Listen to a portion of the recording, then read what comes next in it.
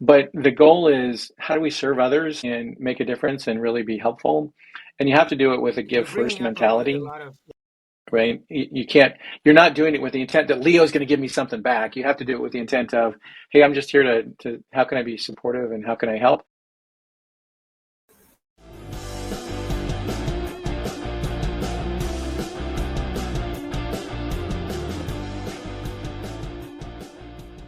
Welcome to Defying the Odds Podcast, the podcast where grit, resilience, and drive take center stage. I am Leo Novsky, political refugee from the Soviet Union, and now professor of entrepreneurship. I'm Victor Salcida, a formerly incarcerated individual turned software engineer and social entrepreneur on a mission to empower justice-impacted individuals through technology, education, and systemic change. In 2018, I was fortunate to have Victor as one of my students while he was incarcerated. Fast forward, we're both free to find opportunities, challenge stereotypes as business partners, community leaders, and co-anchors of this life-changing podcast, where we dive deep into powerful conversations with guests who have shattered their own barriers and defied their own odds.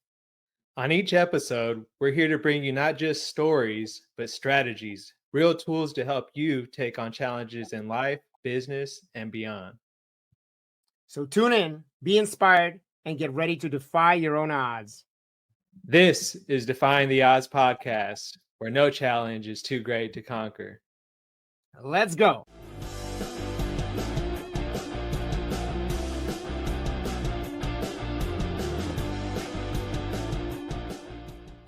All right. Victor, how you doing, my man? Hey, going good, Leo. Good to see you. Hey, pleasure is mine.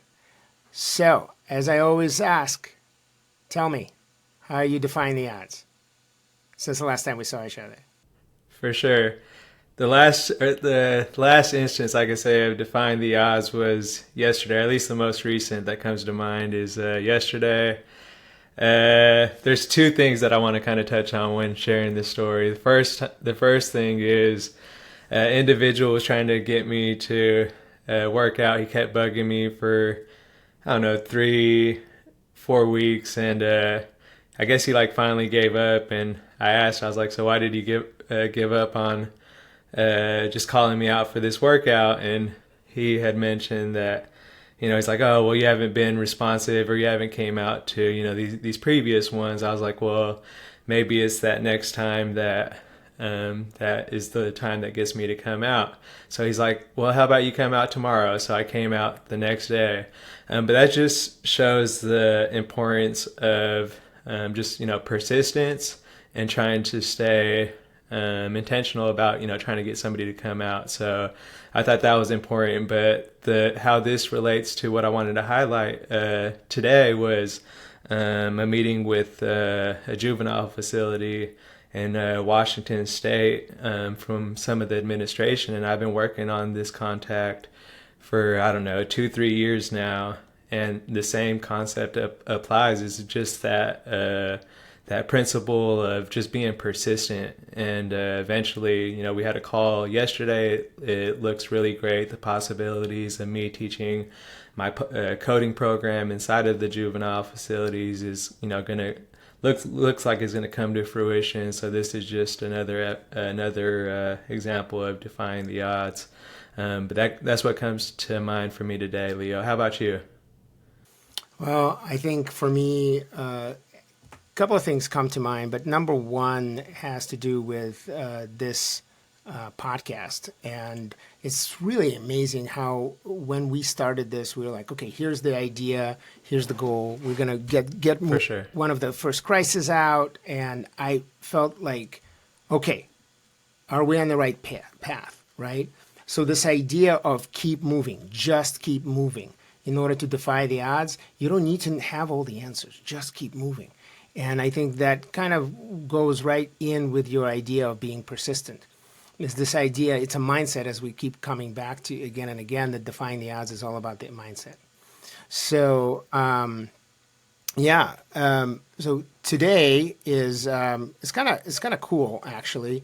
I've been waiting to get Dave Parker on this show because Dave and I, we've known each other for years, but have kind of lost track. And he's someone that I deeply respect as an entrepreneur and as a leader in the entrepreneurship field. So we're gonna introduce him in just a second. Let's bring him up. Let's see here. Yo. All right, so let me introduce Dave. Dave Parker is the CEO of Entrepreneurs Organization, an EO organization, Entrepreneurs Organization, short for EO, leading a global network of nearly 19,000 entrepreneurs across 83 countries. He's a seasoned entrepreneur, author of Trajectory, Startup to Ideation to Product Market Fit, and a former venture capitalist with Fearless Fund. Dave has founded and exited multiple companies, advising startups on scaling, product development, and market strategy. And I had a pleasure of knowing him when he was leading a lot of the entrepreneurship events, emceeing and mentorship, doing mentorship programs before COVID. And you were actually instrumental in my own entrepreneurial journey. So I'm really honored to have you on the show. Thanks. It's good to be here. It's always part of that entrepreneur journey. I love that part. I know, right? And when we were saying, talking off stage, you were saying how your entrepreneurial journey has taken a couple of really interesting turns lately. So, but before we go into that, why don't you share with us, how do you define defying the odds? When you think about defying the odds, what does that mean to you? Well, I grew up in a really small town in southwestern Washington, and with a brother and a single mom raising two kids in my vintage, and it wasn't a great time to be a single mom. Not that I think it's ever a great time to be a single mom, but I think about defying the odds of from where you start and how far you go, not about where you end up, right? Because not everybody has the same shot, right? And one of the things after doing a bunch of work with Rodney Sampson and Opportunity Hub in Atlanta, one of the things he talks about is if somebody has a 50-yard head start on the 100-yard dash, it's really hard to beat them. Or if somebody else is 20 yards behind, it's a 120-yard dash, it's not really fair and equitable either. So for me, I kind of look at my life in context of my grandfather owned the first Ford garage in Camas, Washington in 1911. Now, they didn't start the assembly line until 1913, which means they would send the pieces out to the garage and they would reassemble them, right?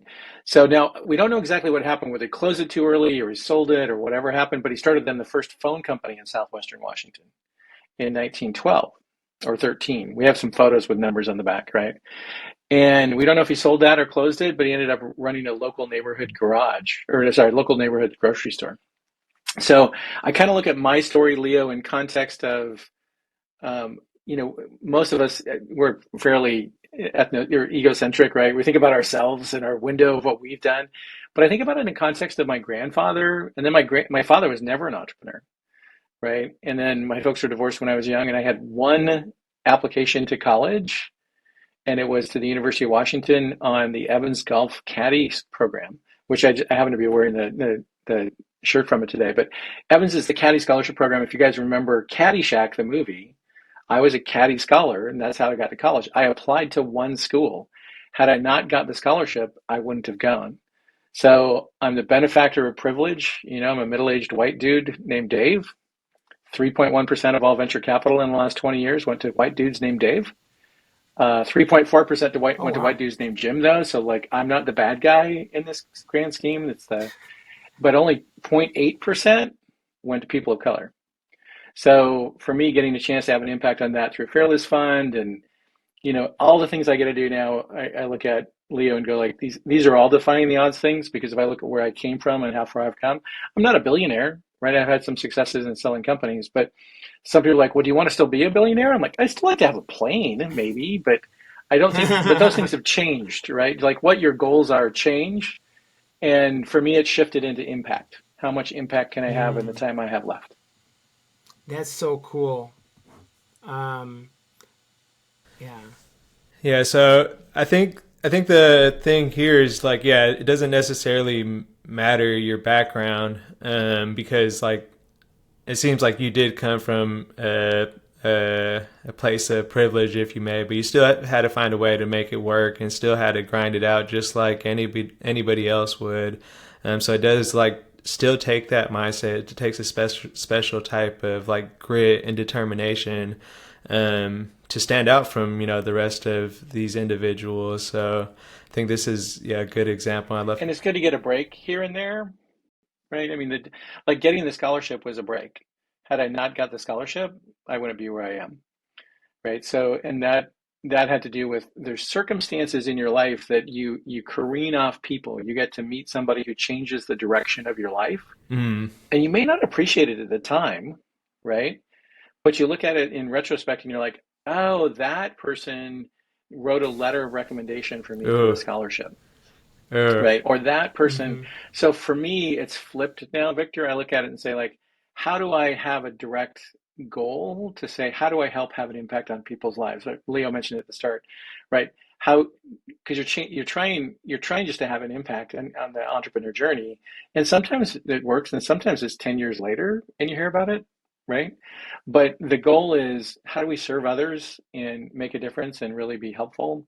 And you have to do it with a give first mentality, right? You can't, you're not doing it with the intent that Leo's going to give me something back. You have to do it with the intent of, hey, I'm just here to how can I be supportive and how can I help? And it's kind of this new role, really interestingly, because now I'm instead of during the pandemic, I finished the book and I rewrote my personal mission and vision. And running startups, you're in the left hand seat, right? You're the pilot seat, and you want to be the one that changes the world. And after I wrote the book, I went, do I really want to start a sixth company, right? Because it sounds exhausting, to be honest, right? And I worked through the process of like, I actually don't want to necessarily start a sixth company. Like I would never rule it out because when you're compelled by an idea, you tend to do that. But I really looked at it and said, I want to shift instead of me changing the world. I want to support 1,000 entrepreneurs who want to change the world. So when I got the recruiter Mm. call and they said, hey, the organization is about 18,000, and I'm like, that's a bigger platform. Like I should consider that, right? And that's kind of what led me into a job, which I haven't had a job in, with a minor exception of about less than 2 years. In 25 years, right. I haven't really had a job. I've been a CEO or a founder. And that is why you've been a mentor and a role model of mine, because that we have in common. So, a couple of thoughts for those who are listening, just to summarize these really amazing nuggets. Is this idea is like, I love the concept that it's, in Defying the Odds, is not where you're at, but where did you start and where are you actually at now? And look at that difference. Because very often in our society, we just look at one time, we just look at one kind of sliver, and we are doing ourselves and everyone else um, disfavor by doing that. And I love the insight that you actually have, that you shifted your metric, right, from money to impact. And I love it because the good news is the acronym is the same, right? It's still ROI, right? And so it's return on impact. And that's actually the metric I use. That's my KPI, is return on impact. What am I doing that does it actually add up to that work? And then the work that we're doing in prisons is really the highest ROI I ever do. That's, people say, why do you go to prison? Like my mom always go like, why do you go to prison? What's wrong with you? We came from Soviet Union so you can escape prison.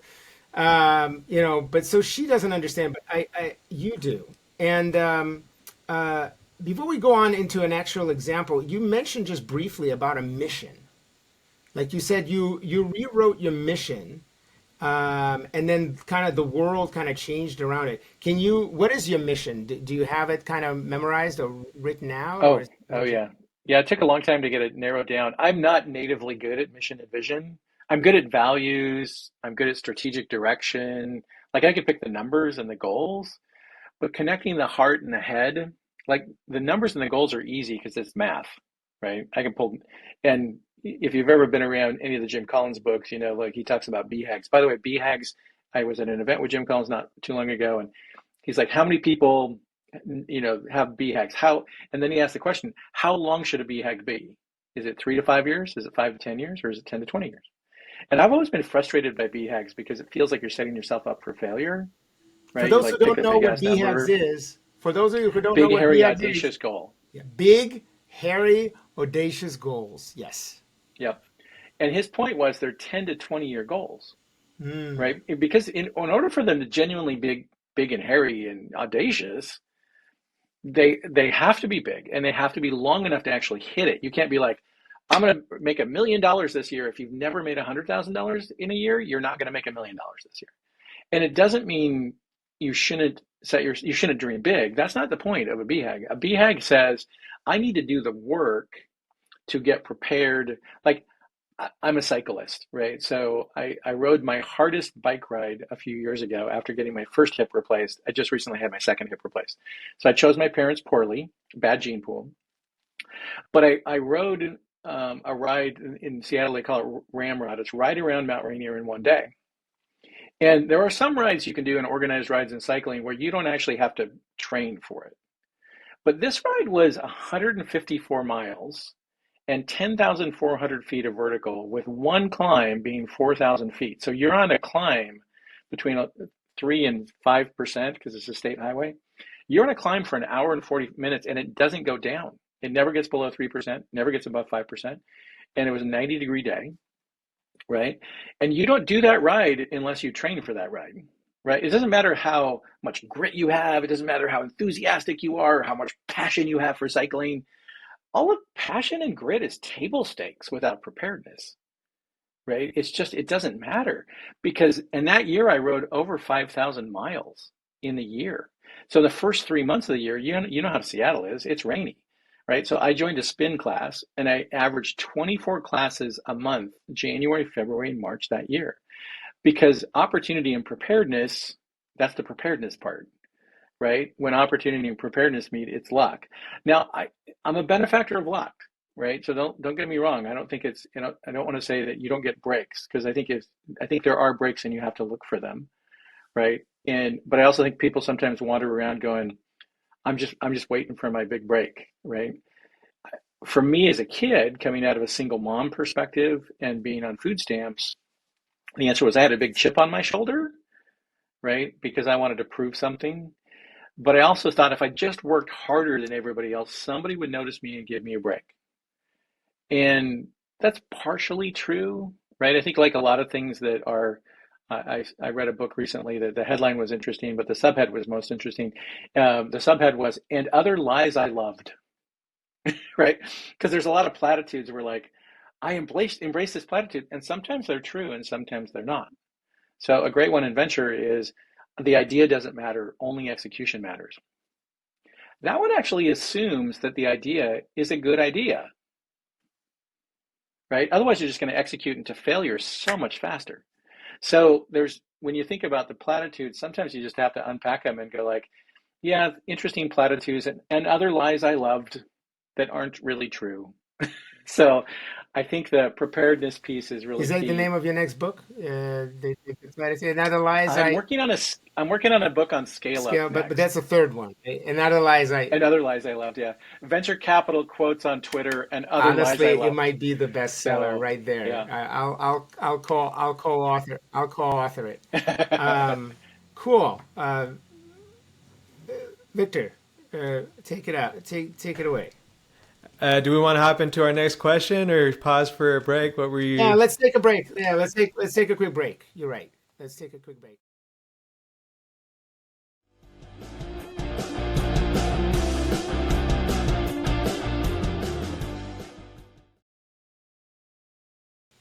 And we're back.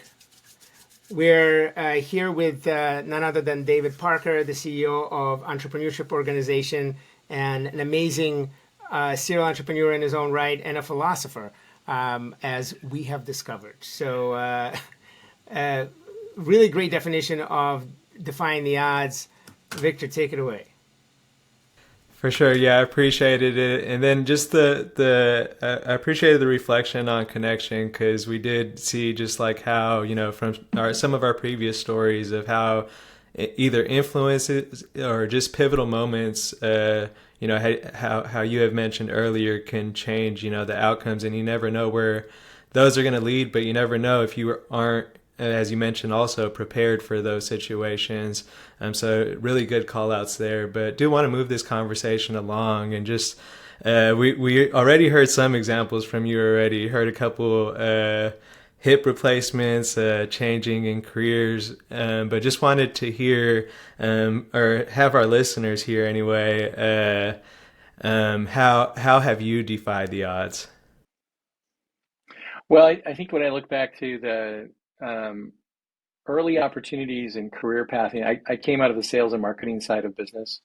So, not really an extrovert, more of an ambivert. Like you can put me on stage, but I don't. It's not energizing. It's exhausting. And but in a recent birthday party, my wife had a slideshow, and it was like the amazing amount of slides and photos that had me with a microphone, right? Which I wouldn't have guessed, right? Because that wasn't really the. So when I think about getting a shot to go to college, first jobs, I got to say I've been married for over 30 years. The one decision that will make you or break you is who you choose as a life partner. And I'll tell you, 37 years in, I still can't read her mind. The and we don't agree on everything. But we've decided to live the life that we've built, even though there's things we don't agree on. And what I've observed over time with friends who got married in the same vintage, because we got married when we were kids, right? So I'm not that old, but at 37 years, I have a 32-year-old son, so the answer is I'm not that young either. But I look back at people who got divorced, and at the time, it really didn't matter what the reason was. And I'm not trivializing the pain that they were going through or the difficulty in making the decision. But when you decide to get divorced, you've made a decision, right? And one of the best advices I ever got from one of my best friend's dads, who was an arranged marriage from India. And his comment was, "Hey, Dave, in my country, in your country, you marry the one you love. In my country, you love the one you marry." And that advice has rung in my head throughout decades. And because you make a choice, right? And I'm not saying it's easy, again, I'm not trivializing the pain of people. My folks were divorced. I recognize the pain they went through in that divorce and split up. But we're kind of at a point where even those things we don't agree on, and some people in a polarized country where we are right now have things they don't agree on. It's cost them relationships with family. It makes Thanksgiving super awkward. We've kind of decided, like, hey, listen, whoever's in office 4 or 8 years later, they're going to be out of office. Right? If you have an opinion, I have an opinion, they're different. The question is, are we willing to give up the life we've built for the life we have? Right? Because we built a life, now we want to live the life. So I think about those things and think there's lots of choices along the way. And if you want somebody to agree with you, you can ask them and you'll find somebody who agrees with you. Or you can ask somebody else and you'll find somebody who doesn't agree with you. But the choices you have to make in life, and the life partner, I think, is the most impactful one. Right. So for me, I chose well. I was a dumb kid, right, fresh out of college, but thankfully I got lucky in that one, right? And we grew up together, so it's not a matter of just luck. Obviously, there's choices along the way, but so that's number one, right? Is I think if somebody's thinking about such a powerful lesson. I just want to pause for a second just to reflect that it is when we talk about give example of defying the odds. Having a 37-year marriage is, by definition, with data, it's long. Defying there is no going around that, Dave. Age notwithstanding, gray hair notwithstanding, 37 years you're beating the odds, and the advice that you are giving. That the idea, it might not apply all the time, but I think it's an incredibly powerful advice. Rather than marry the one you love. Love the one you marry. And in many ways, you want to choose well, choose carefully, and then proceed that way, right? So you don't want to marry the first person, you meet, or the first person your parents meet. For you, in an arranged marriage, yeah. For you in an arranged marriage. And I have friends who have lived in arranged marriages, and I've seen both sides. But yeah, The idea is really powerful. What about your entrepreneurship? What kind of example Well, I is did there five, for you of Defying right? the Odds? So of the five companies, I was fortunate to sell three of them. Two of them failed. By the way, it wasn't the first one because I always get asked that question. Like, so your first one failed? I'm like, oh, actually, no, it wasn't the first one. It was the second one that failed. Now, timing matters a lot, right? So I started a company in early 2008, and in October of 2008, it would be like you guys, leaving the room you're in, when you walk out, you're like, I forgot my phone, and you go back in and the room's empty and the people are gone and everything's been vaporized because in October of '08, we were in the staffing business and the hiring business. So we were helping US companies find bilingual talent in China. So before the layoffs started, the hiring stopped. So like we're growing every month, things are going well, the systems are getting built, we're shipping product, and it was just like overnight. It felt like, right? It was probably over a month, but so that was an expensive one. And being an optimist and being an entrepreneur, I'm like I can sell my way out of it. And I'll be honest, guys, we lost our house in in the Great Recession with a negative amortization arm. We weren't the only ones, right? I mean, it happened to a bunch of people. And the irony for me is really interesting now because I have enough distance on it to actually talk about it. But people are, you didn't actually fail, you learned. And I'm like, that's such bullshit as advice. I just got to tell you, because you can learn. So wisdom and knowledge are two different things. Wisdom is learn from Victor's experience and say, don't do that, right? Watching what Leo does and say, ooh, that didn't look like it went well. Experience is, I got to do it myself, and I'm always learning. I am always learning, but to discount failure is the wrong approach. Killing bad ideas fast, great idea. You should kill bad ideas fast. Should you fail fast? Only if you're an entitled person with money to fall back on or a rich uncle who will give you cash. Otherwise, don't fail fast. Just kill bad ideas fast. Sorry for audience, you have to No, bleep that this out. is beautiful. Oh my God. Talk about, first of all, I love, don't discount failures. Don't discount failure. Failures is actually a critical part of learning, and the difference between wisdom and knowledge is also beautiful because I think that one of my mentors often talks about collision learning. Collision learning. We learn by hitting our heads and whatnot. And I love the fact that how you kind of take the common wisdom, as you said, and other lies, right? Here's one, right? You don't fail forward fast. Don't, kill bad ideas fast, and then work your ass off and don't fail. Failure is Right? expensive. I can tell you from our personal losses and right. It's painful and it's expensive, and when you're going through it, it's really hard. But yeah, I always chuckle when somebody's like, "You didn't fail, you learned." I'm like, clearly from somebody who's never taken a How risk did or you get failed. yourself Because the only person who would say that is somebody who's never failed, exactly? and the only So person who's never failed is the person who's never tried. Never take a risk. Yeah, exactly. There's a correlation there. that's right. As Roosevelt says, those timid souls that know neither victory nor defeat. Yep, Um, they're just in so the stands watching. how did you lift yourself off? So your second company, what was its name, and like what happened? How did you pick yourself up? Because I think that because I failed my share, I've done my share, and so did Victor, and so do many of the listeners and viewers of this podcast. So what happened for you? How So did let you? me give you context of how I would look at it differently, knowing what I know now, because I think that's actually probably prag- more pragmatic advice for your audience, right? Let's do So it. one thing is you as entrepreneurs, we tend to fall in love with our ideas, and we are compelled by the idea to go take action. So now I think it's probably 80-20 in the grand scheme of things, right? So for entrepreneurs organization, we have a lot of service companies, a lot of real estate companies, not a lot of tech companies. I come from tech as a background.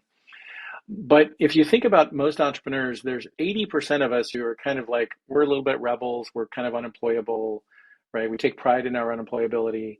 And then we get an idea, and whether it's a good idea or not, we go and take the leap as a first time entrepreneur. As a serial entrepreneur, you're de risking ideas all the time before you take the leap. But timing matters, right? The reason I mentioned the 2008 failure was there was a timing situation there that I was not in control of. Was it a bad idea? well, I don't know if it was a great idea, but we were growing and we were getting traction.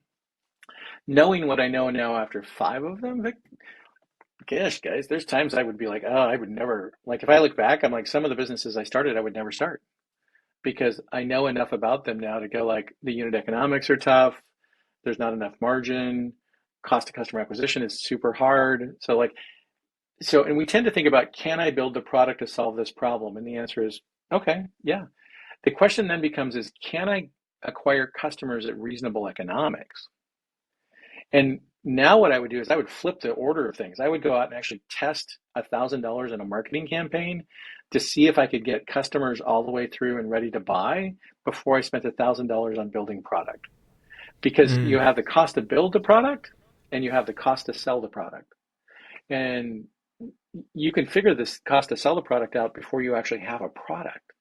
So now the 20% of people are slightly different. The 20% of people, I lost a job. I had to create my own job. I had a family challenge and I got to inherit the company, right? 20% of us walk into entrepreneurship inadvertently. We're not planning on being entrepreneurs. We just had to go make a job, right?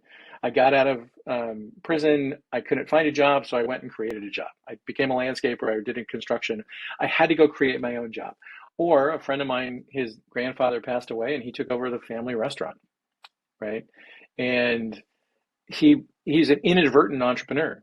It doesn't mean you can't be an entrepreneur. There's no DNA for entrepreneurship, right? They've never found the strand that IDs the entrepreneur. Now, some of us are quirky as hell, right? And don't like we'll take advice, but we won't take direction.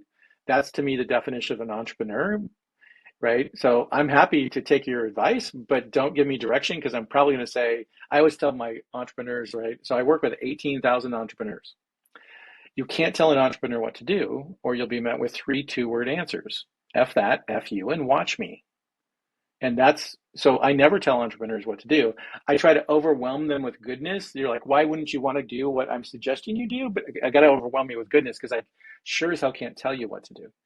Right. So I kind of look at entrepreneurship and say, if you're predisposed to being an entrepreneur, so you'll take input, but you won't take direction, probably a good sign. You're the kid who's ADHD in math class and you're like, I already did the work, but I can't show it to you because it's so easy for me. I don't, right. There's signs along the way, but it's not a DNA strand and you can't take a personality profile and prove it. Right. And ultimately there's so much randomness in entrepreneurship. Your timing has to be right. Right. You can't be late to the game and somebody else raises $20 million and they've sucked the air out of the room. Or if the worst one is probably being too early to market because you believe as a visionary entrepreneur, the market's going to mature and make the corner. It's just a really long corner and you don't always have the money to help mature the market. So timing matters, economics matter. It's why I wrote the book Trajectory. A third of the book is about how to monetize your idea. There's only 14 revenue models used in tech. So I hope your idea is unique. How you make money? Never unique, right? And frankly, if you come up with a new idea, I would write about it because I'm a complete nerd, right? But the idea there that you're going to create a new revenue model is delusional. Okay. Well, yeah, the timing seems to keep popping up time and time again. So, and then I do love the I guess like the mindset though, just like watch me, figure it out. And I think most of the time it is a challenge with us. It's like let's figure out how we could solve these issues, and you have to have. Just make sure that the idea that you want to go do is big enough though to matter, right? Because one of the Okay. things we get into for entrepreneurship is we pick a small idea and then we bend our pick on it to say, watch me, and we show it and we get out at the end and we're like, yeah, it's not a great business. So I'll give you an example, right? Sometimes in the construction business, if you're selling to really big companies, they don't pay you on time. They don't pay you in 30 days. They maybe pay you in 90 or 120 days. In the early days of the company, you can sell more customers and fix your cash flow problem. But you come to a point, and I don't know what the math is or what the number is, where you're like, I hit this number, and if I sell more and they still pay me in 90 or 120 days, I just have created this huge cash flow machine that is a negative cash flow machine. So the math on it in accounting terms is what's called day sales outstanding and day payment outstanding. So I have to pay my vendors in 30 days, but my customers pay me in 120 days. That DSO DPO delta is just math, right? I have a friend who I was like, hey, are you excited about, your business? He's like, yeah, not really. Right. So because it got to a point where it's just, and you can know that in advance, but you have to take the time to say, before I jump all the way in, before I'm going to mitigate my risk and help understand the business. Where does the business take me? Because if you get in the wrong car, it's going to take you to the wrong place. Right. And the same is true with the business. Okay, love that. All right, yeah, Leo, man, I really appreciate you bringing Dave on. He definitely has some interesting nuggets. But I would like to hear more, and I know why you like him now. But I'd like to hear more about the entrepreneurs organization, and yeah, just give our listeners more background on that, and if you Sure. can, dive into the book a little. Sure. So EO, or Entrepreneurs Organization, is eonetwork.org, is a 37-year-old nonprofit that got started to support entrepreneurs. So some people may have heard of YPO before. We're kind of the little brother of YPO. So ironically, I could have joined YPO as a professional executive, but I couldn't have joined EO in this role because I don't own the business. So what's different about EO is it's for the business owner and for the founder and the entrepreneur. And Okay. what is good about it and super cool about it is we all have this shared experience of making payroll and starting a business or transition into business from family. Like there's this shared experience as entrepreneurs where with some other organizations, and I'm not bashing them by any means, some other organizations are using a company credit card to pay my dues. As an entrepreneur, I'm Mm. like, if I'm going to pay my dues, it's coming out of my pocket because it all ultimately comes out of my pocket. So as entrepreneurs, we have this shared experience. So that's number one, is the find my people.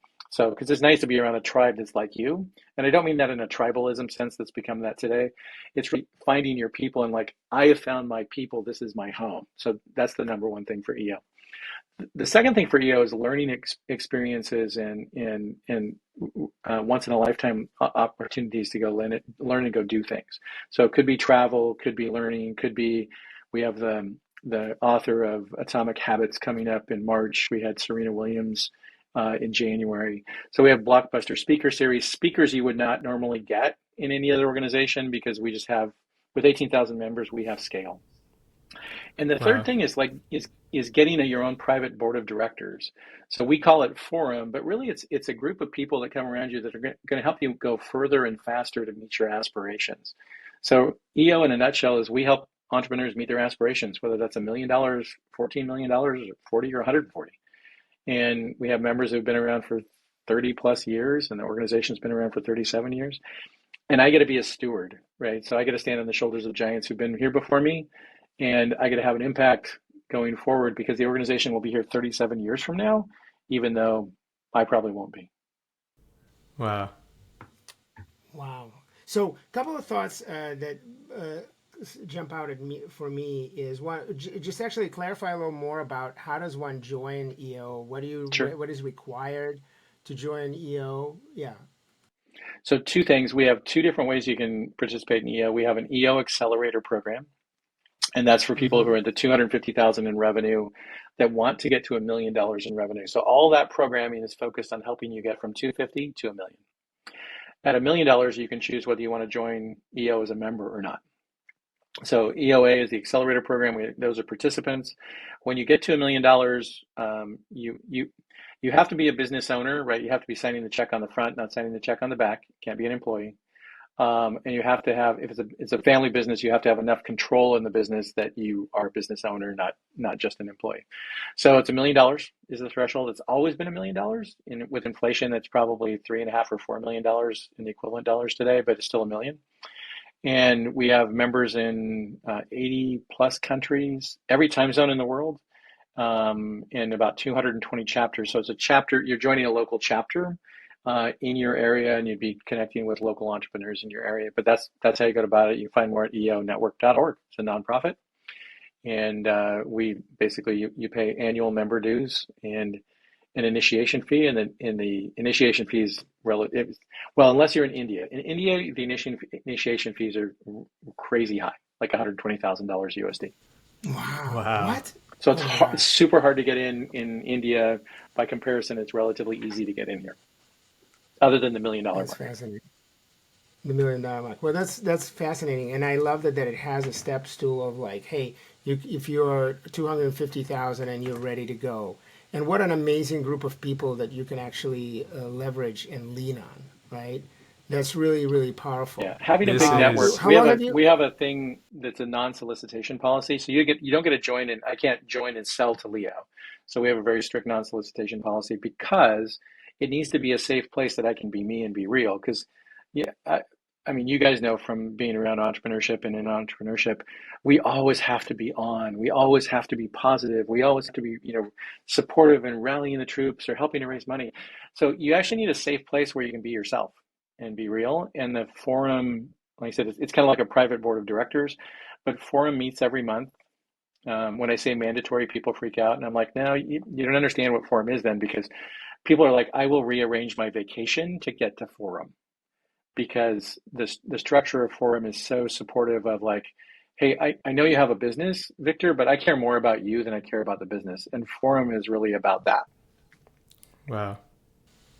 How long have you been doing it? And so tell us a little bit more about like what has been the experience. I mean, you never thought you were going to have a regular job, and here you are. Yeah, the math would have said I doubted it. The experience has been great, right? So number one, I'm around a group of entrepreneurs who are like me, right? So we all have the same ADD, ADHD. Pick your acronym du jour, right? You can't tell any of us what to do. So it's what's been fun about it, Leo, is everywhere I go in the world, and this was true before EO for my travels. So I've been to 51 countries now. When I go into a Wow. country and get to meet entrepreneurs, you know what? They're my people. They're like us. They're like, now we may speak a different language, we have different currencies, but what we have in common is we have an aspiration to not just improve our lives. So think of this as like Maslow's hierarchy of entrepreneur needs, right? So security is still security, right? But safety is cash flow break even, right? I need to stop putting money into the business. I need to start taking money out of the business. That's safety. The next step on Maslow's was belonging.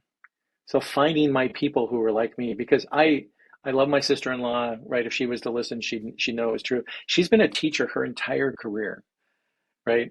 Because she's my sister-in-law, we have stuff in common. But if I had a friend from high school who was a teacher for their entire career, and I've taken what they view as crazy, wild-ass risks, it's really hard to have a deep and meaningful conversation with them because we just live in different worlds.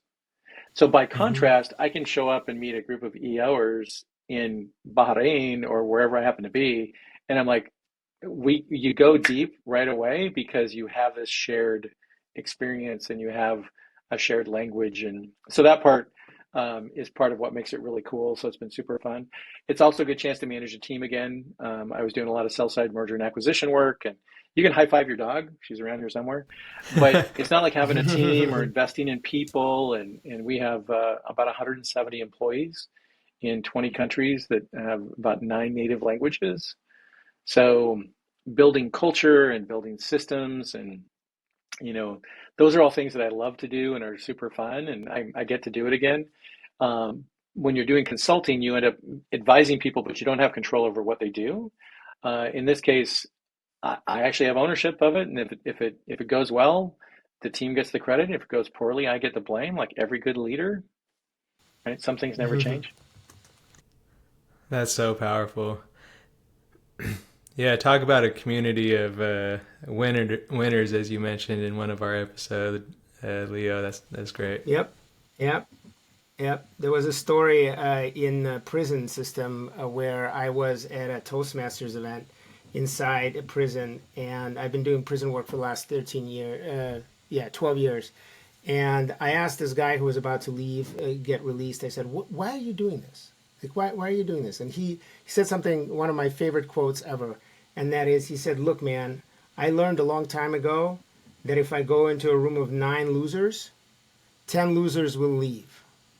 And if I go into a Sure. room of 9 winners, 10 winners will leave. This is a room of winners. I'm here." And I was just like, okay, I'm going to keep that. So I've been Yeah, quoting it for for the sure. last 12 years. And what I love about for us with Forum too, Leo, is people, you have to be willing to be pushed, right? If I look back at the companies I've invested in for venture capital, the test I wish I had at the time that would have made a transformational difference in my portfolio is the Hmm. founder entrepreneurs ability to be self-aware, right? Not just grit and pig-headed and run into the wall, but to be self-aware enough to say, this is a blind spot for me. I need to find somebody who can help me with the blind spot. That would have transformed the entire portfolio of nearly 100 companies had I invested based on that. I'm gonna record that. We're gonna cut that out as like probably the best advice so far in this pretty much If you get to be an investor, advice if you just school. get to be you, then the answer is just be self-aware, damn it. It'll make your life easier. Damn it. Yeah, I like this. Just be, it's all, so anyways, yeah. We're coming up to the end of the hour. I wanted to see if you could answer one more question, and that is, and a follow-up. So the question that I have is, what advice would you have to new entrepreneurs who are not there yet, who are just starting out, who are not under over the 250 mark? And then what are your Defying the Odds challenges now for the next year or so? Like where are you putting your Defying the Odds focus? Sure. So the first one is really easy because it's not my advice. It's advice I have found to be true over decades from my mentors and people who challenged me. So the first one I would tell you is the right thing at the wrong time is always the wrong thing. Timing. Could be a purchase, could be a, you're right. It's proven itself over decades to be incredibly true, right? You're looking at this opportunity and you're like, is this the right thing? Like we were looking at buying a piece of real estate for a short-term rental market opportunity, and we've been looking, and one of the places became available, but they're like, it's the end of the year and we need you to close in 2 weeks. And I'm like, it's a good deal because they dropped the price in order to close, but I'm like, it's the right thing, but the timing is just wrong. And it makes the decision really easy. You're like, oh, should I bend over backwards and try to do blah blah blah? And the answer is no. In general, I found that the right thing at the wrong time has always been the wrong thing. And I'd just like to thank Don Stopler for that advice. It's been incredibly true. Um, the next thing specifically for entrepreneurs, Leo, is from Dave Burkus, and Dave Burkus wrote a blurb for the back of my book, and I quoted him twice in my book. So I reached out to him, and I'm like, I know I don't have to technically legally ask for permission to quote you, but would you, here's a copy of the book and here's the 2 times I quoted you. And I'm like, do I have permission? And he sent me back a note about 2 weeks later and said, not only do you have permission, I've written a blob for you for the back of the book. And it was very complimentary. But one of his advice components was, where there's mystery, there's margin. So right now, what you're seeing in the valuations of companies for AI is AI has a lot of mystery. Since there's a high level of mystery, there's a high level of margin. Since there's a high level of margin, there's a high level of capital going into that space. By contrast, if you're doing a commodity business, right, you're doing the next car guru, or all the pricing for new cars is commodity. Everything is known, right? So there's no mystery there, right? You can find that information anywhere. But I'm going to do a better process. Doesn't matter, because even a better process when there's no mystery means there's no margin, because the inverse of it is true too. Where there's mystery, there's margin. There's also where there's no mystery, there's no margin. So if you take the example of Rich Barton and Zillow, before Zillow, you had to have an agent to get access to the multiple listing service to get a price. When he disintermediated or took that mystery away, it leveled the playing field. Now, should they still get paid the rate they're getting paid? Different issue, right? But for an They're not entrepreneur, if there's anymore, but no yeah. mystery, you're not going to make any money. Even if you solve a problem, even if you're passionate about it, even if you have grit about it, it just doesn't matter because there's no mystery. So those two things have been so incredibly true over my career that I don't even bother with my own advice. I just quote the original advice and tell you who said it. Wow. All right. So what are your big things that we need to look forward to your Defying the Odds going forward? I'm so excited about what we're doing and the impact that we get to have. I will tell you that we are a nonprofit, right? Which, if you think about nonprofits and you think about startups, they're antithetical, right? Opposite ends of the extreme. Nonprofits don't take risks. They make marginal changes. They don't. So one of my goals for us is to be a nimble nonprofit. And when you think about it, that's really, some people look at that and they're like, that doesn't even make any sense, right? It makes sense. But to be a nimble nonprofit means a couple things for us right now. So we're using objectives and key results. If you're not familiar with OKRs as a listener, it's John Doerr's book, Measure What Matters. It's the equivalent of an open source planning tool. Objectives are what you want to go do in what time frame. And key results are made up of two things: activities and outcomes. I got to go do the advertising campaign to go get this outcome of new customers, right? Like signing a contract is an activity, it's not an outcome. The outcome is getting that customer onboarded and getting paid. So we're going through this OKR process, and one of the things we realized was if we go hit the growth goals they want us to hit by 2030, but we don't fix the friction in the organization, it'll topple over. Mm-hmm. So the point that the author of Atomic Habits made is you don't rise to the level of your goals, you fall to the level of your systems. So even if you have a BHAG, even if you're ambitious, even if you have grit, you still fall to the level of your systems. So what we're doing right now is we put in what we call the friction campaign, right? And the friction campaign is when a member experiences us in a way that doesn't feel like kind of that ick feeling, right? When you're like, why is this so hard? Like, we write those things down, we scope the work, we resource the work, and we attack them. Because if we don't get rid of the friction, the organization won't become world-class. So you have to start off with suck less, right? And then you can become world-class. But you don't go from like, this process is painful, let's pretend it doesn't exist, to world-class. So being a nimble nonprofit is really our next big thing. I've got till about 2030. And then the goal is to double the number of members from 18,000 to 35,000 by 2030. That's a challenge, but that's not really the challenge. The challenge is getting rid of being hard to do business with, and getting rid of and aligning our value proposition with our ideal customer profile. If we do that, because that applies to all you entrepreneurs, like, the quick lesson there is, if you have the wrong ideal customer profile and the wrong value proposition, every dollar you spend in advertising and marketing is wasted. Mm. And typically for entrepreneurs, it means they're going after too big of a market, right? They're like, well, everybody could use my product. That's never true, right? You have to niche down your customer and your target customer and your ICP, your ideal customer profile. And then if I would rather, as an investor now, as I look at it, I would rather you go super narrow and you own a category, and then you go adjacent. Because if you go after that category and you're wrong, you'll still have money to spend on the next test. If you go after all 16 customer categories, the message will never resonate with anybody because it's too broad.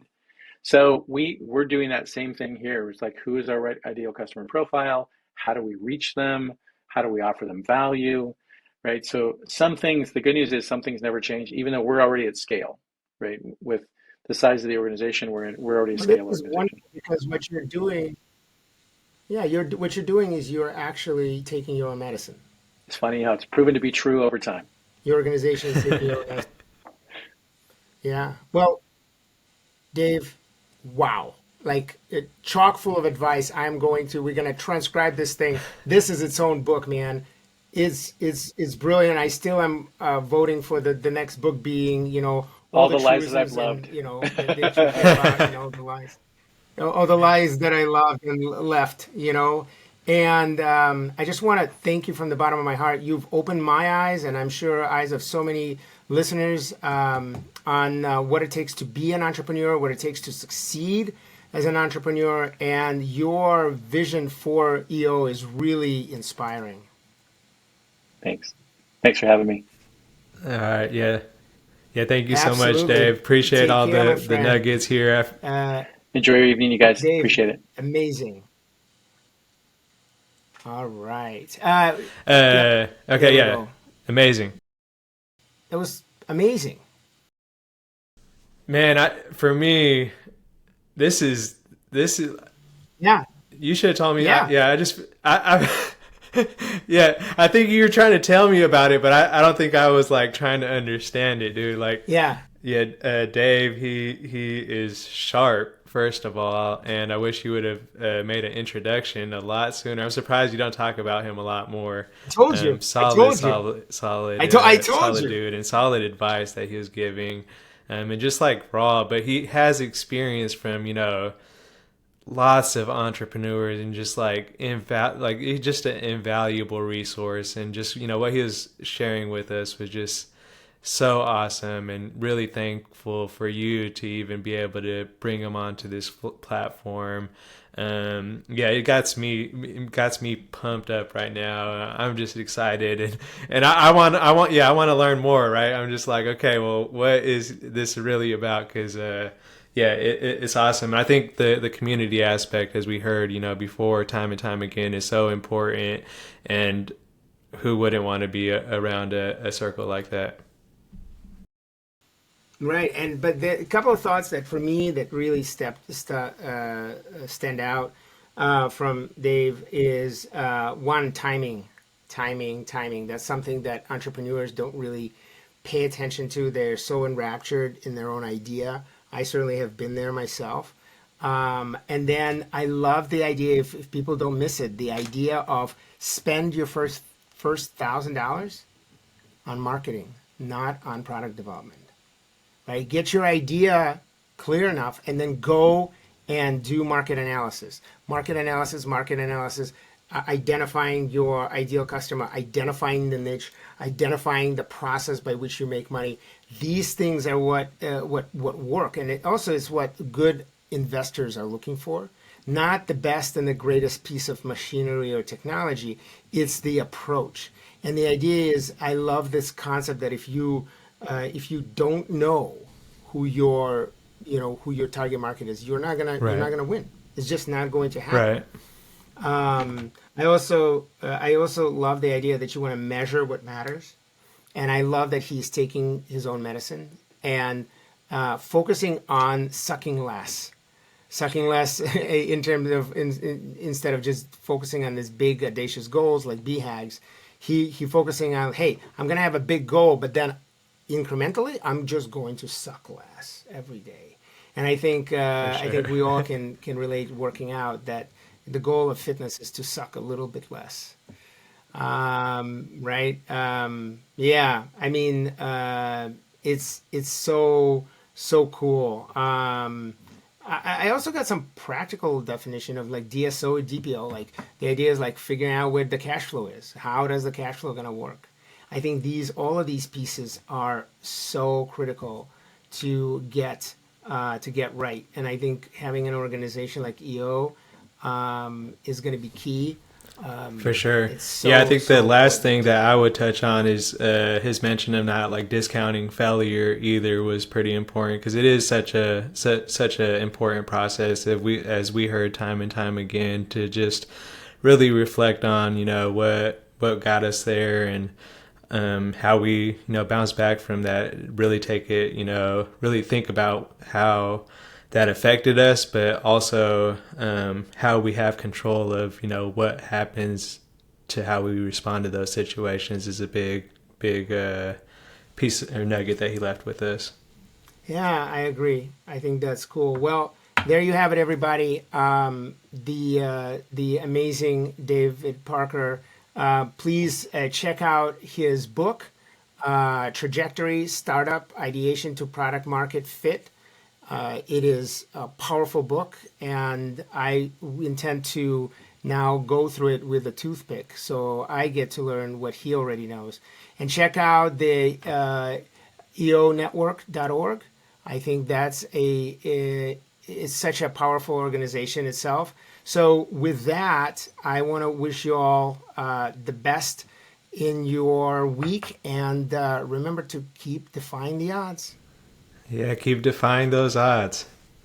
Let's go. Right. Let's go.